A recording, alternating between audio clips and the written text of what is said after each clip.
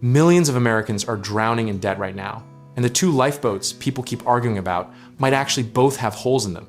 We're talking about the debt snowball versus the debt avalanche, two strategies that sound like winter weather events but could determine whether you're financially free in 3 years or still paying minimums when your kids leave for college. Here's the thing. The avalanche method tells you to attack your highest interest debt first, because mathematically, that's where the most money is bleeding out of your wallet every single month. Think of high interest debt like a leaky faucet. The bigger the leak, the faster you fix it, the more water you save. The snowball method, on the other hand, tells you to ignore the math and start with your smallest balance first, regardless of the interest rate. It sounds counterintuitive, almost financially reckless, like treating a paper cut before a broken leg, but stick with us here, because there's a method to the madness. Dave Ramsey, the king of financial tough love, popularized the snowball, and millions swear by it not because it saves the most money, but because it saves the most people. There's something deeply human about crossing a debt off your list completely, and that psychological win is not a small thing. It's actually the whole game for a lot of us. Meanwhile, the Avalanche crowd is sitting in the corner with spreadsheets, absolutely correct, slightly insufferable, and often broke 2 years into the plan because they burned out attacking that one massive student loan that barely budges month after month. A $2,000 credit card disappearing in 3 months feels very different from a $40,000 loan that shrinks by maybe $30 after your minimum payment.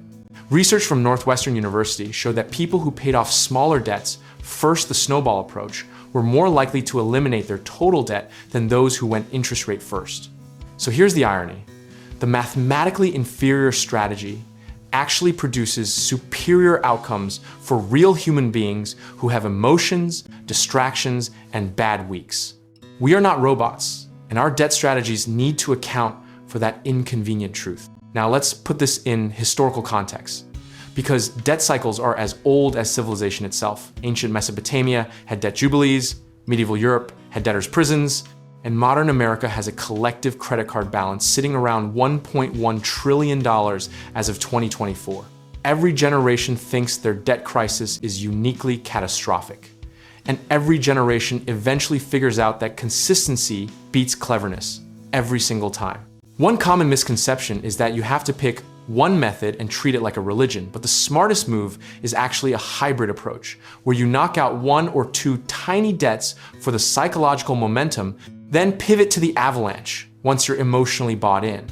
You're not cheating the system, you're gaming your own brain, which is arguably the most important financial tool you own. Here's a practical truth. The best debt payoff strategy is the one you will actually stick to for 12, 24, or 36 consecutive months without quitting. Discipline isn't dramatic, it's boring, it's repetitive, and it's the only thing that actually works when the motivation video wears off and the credit card statement shows up again. What both strategies absolutely agree on is this. You need to stop adding to the pile while you're shoveling it out. It doesn't matter if you're snowballing or avalanching. If you're simultaneously opening a new store credit card for the 20% off coupon, that's financial. 2 steps forward, 1 step back, and eventually you just get tired and sit down. Size your payments correctly, meaning throw every extra dollar you can find at your target debt, not just the minimum, not just a little extra, but an aggressive, intentional overpayment that treats debt elimination like a part-time job you clock into every month. The difference between paying $50 extra a month and $200 extra a month isn't just math. It's the difference between 5 years of debt and 2 years of debt. Philosophically, this whole debate is really about understanding yourself better than any spreadsheet can. Are you someone who needs visible progress to stay motivated? Or are you someone who can trust the long game even when the scoreboard doesn't move? That self-awareness is worth more than any interest rate calculation. At the end of the day, both strategies work. Neither strategy works without you. And the only losing move is doing nothing because you couldn't decide which method was perfect. Pick the one that matches your personality. Set it on autopilot with automatic payments. And check in monthly, not daily, not obsessively, just consistently and calmly, like the financially disciplined human you are becoming. Debt freedom isn't a destination that appears suddenly. It's a direction you choose every single month when you make that extra payment instead of upgrading your streaming subscriptions.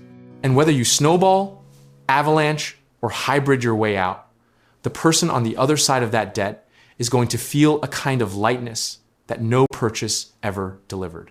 If you're ready to take the next step, whether that's real estate investing, home contracting work, or connecting with the right lenders, check out our links in the description below, and let's get you started.